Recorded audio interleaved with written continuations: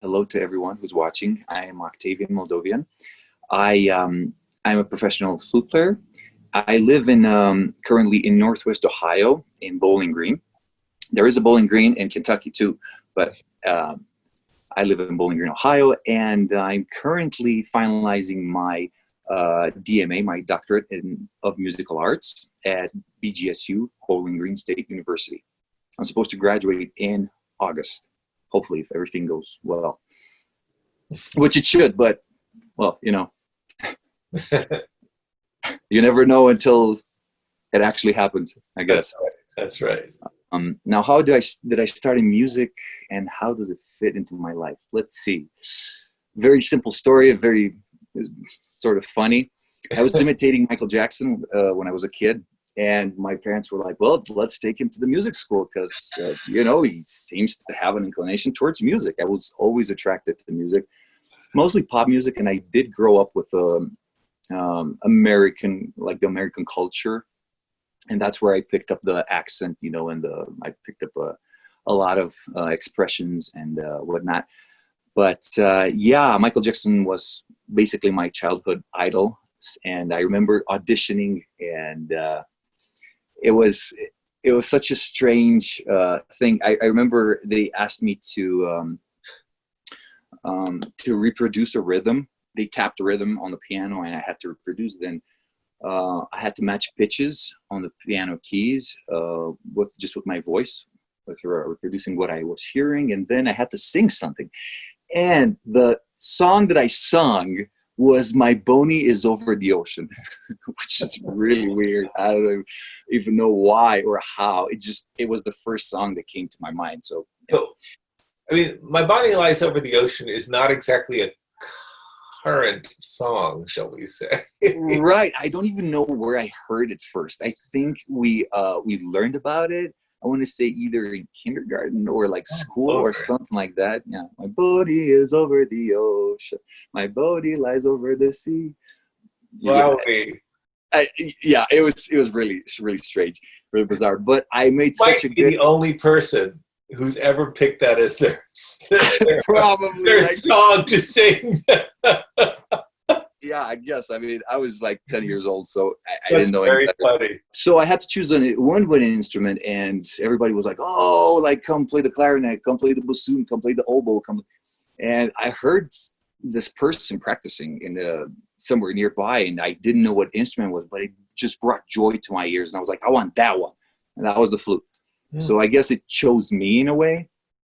So that's how I got to play the flute, basically. But music is something that I have always resonated with, and it has been a constant presence in my life. And for me, it is a way of life, a means of communication and expression. It's about sharing experiences, basically. What is sort of the thing that fuels you creatively, or sort of is really important part of your drive as a musician? Yeah, great question. I feel music allows me to be creative and spontaneous. In addition, it motivates me to be the best that I can be, to overcome obstacles, and to bring joy to others. And especially contemporary music, I feel it bridges the gap between styles. I couldn't just settle for one style, like for only play classical music, or only jazz, or only, I don't know, Baroque, how some folks specialize. I feel contemporary music especially has a lot to offer, and it's, as a performer, it's very engaging and it's more like stimulating in intelligence-wise. I guess it's about overcoming those and like overcoming those technical difficulties and gaining a level of understanding, because after everything is mastered, then the expression, then you add, yourself into the equation, and then you start to make art when you're comfortable with everything. But typically I see challenges as building blocks towards progress. So I take every work that I come in contact with as a challenge. And that drives me to achieve more and to get better every time. I was wondering if you could talk a little bit about something outside of your life as a musician, sort of maybe even something that's blatantly non-musical. It doesn't necessarily have to fit into, feeding into your musical or creative life, but is important to you. If there's something that's really, non-musical that matters to you. Oh, absolutely. I have a lot of interests. Starting with sports, I grew up playing soccer. It's the most popular sport back home in Romania. And I became, in 2015, I became a USSF, US Soccer Federation official. So I certified and I recertified every year. I represented Ohio North at the Midwest Conference, at the US President Midwest Conference, which is basically a tournament style competition.